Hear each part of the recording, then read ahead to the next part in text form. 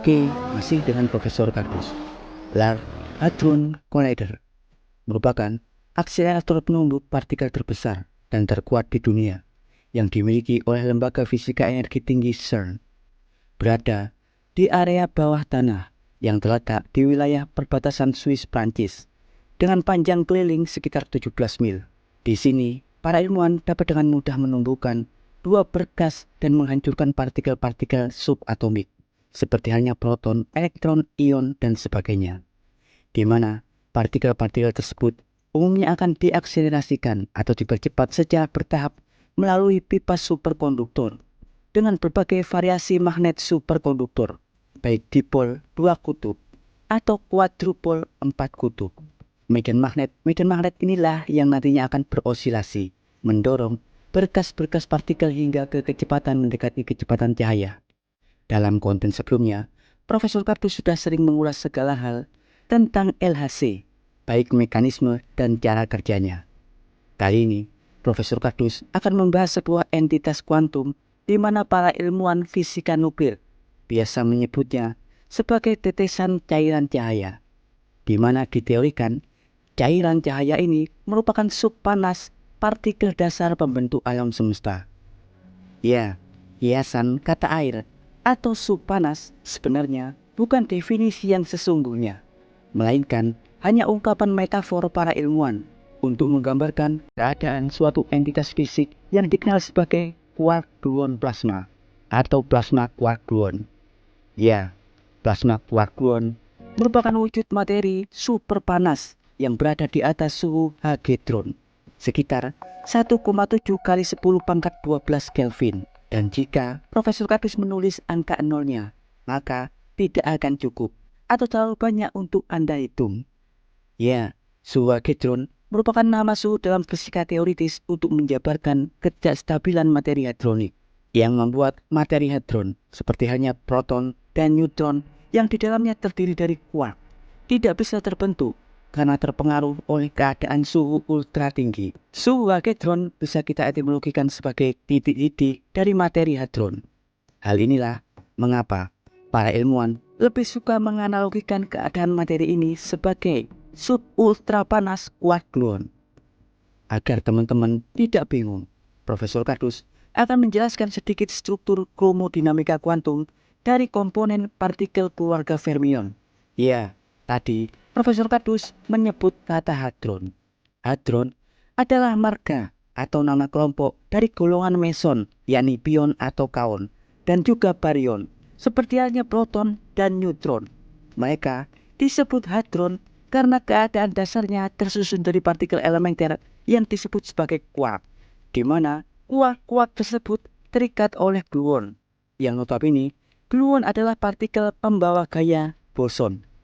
Kasarannya, seandainya kalian menghancurkan sebuah inti atom yang terdiri dari neutron dan proton, di mana di dalam neutron dan proton tersebut ada 3 quark yang diikat oleh gluon yang memediasi gaya nuklir kuat, maka keadaan yang paling hancur dari atom tersebut adalah plasma quark gluon, di mana pada keadaan ini partikel quark dan gluon terpisah, lumer dalam keadaan plasma ultra super panas karena gaya ikat nuklir kuat tidak lagi mampu memediasi dan menyatukan mereka menjadi struktur proton dan neutron. Hal tersebut dikarenakan keadaan suhu saat itu ultra sangat tinggi yang merupakan suhu H-gedron sekitar 1,7 kali 10 pangkat 12 Kelvin. Mungkin suhu ini adalah salah satu suhu tertinggi yang pernah diciptakan oleh Tuhan di awal terbentuknya alam semesta. Karena diketahui, selain terbentuk di LHC, keberadaan plasma quark gluon diteorikan terjadi 20 mikrodetik setelah ledakan Big Bang. Saat itu, alam semesta sangatlah encer, mirip sup yang terdiri dari plasma quark gluon. Keempat gaya fundamental, seperti halnya gravitasi, gaya lemah, gaya kuat, dan elektromagnetisme masih tercerai-berai, belum mampu mempengaruhi keadaan materi.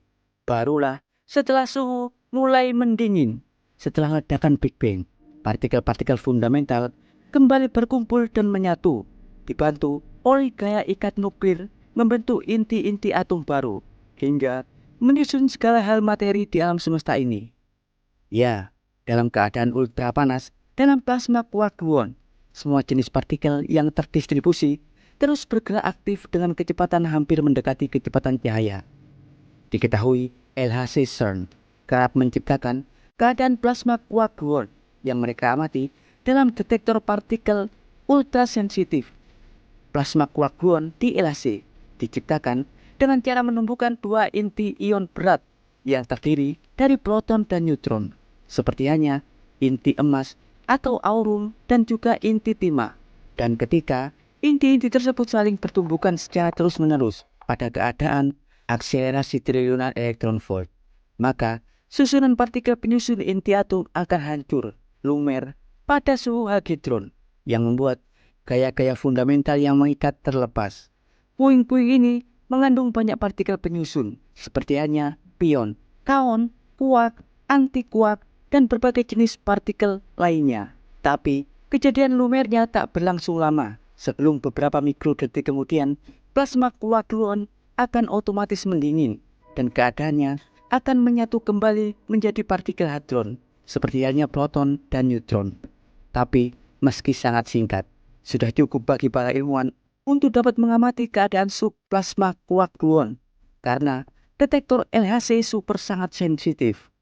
Dalam keadaan plasma quark gluon itulah, para ilmuwan akan mencari, mengukur banyak entitas penyusun-penyusun yang mungkin belum diketahui, atau partikel-partikel baru yang belum ditemukan.